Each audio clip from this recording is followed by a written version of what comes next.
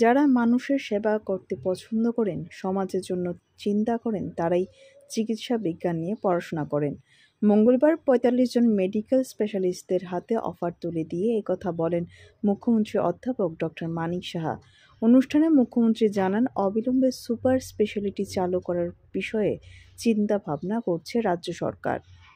যে আবদারটা বা যে ডিমান্ডটা আসতো বিভিন্ন জায়গায় আমাদের যারা জনপ্রতিনিধিগণ আছেন, আমার মনে হয় ওনাদের এখন সময় এসছে, ওনাদের যে সমস্যায় ওনাদেরও সমস্যা থাকে, তো সেই সমস্যা আমরা সমাধান করতে পারবো বলে আমি আশা করছি।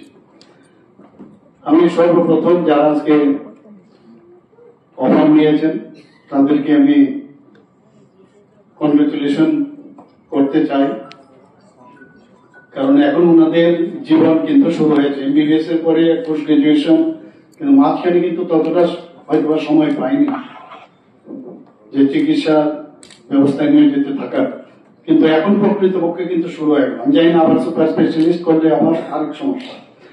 10 বছর যদি নর্মাল ওয়েতে যদি কেউ সুপার স্পেশালিস্ট অব্দি করতে চায়, তবে 10 ইয়ার্স লাগে। এর জন্য অনেকে ডাক্তারি পড়াতেও চায় না আজকাল।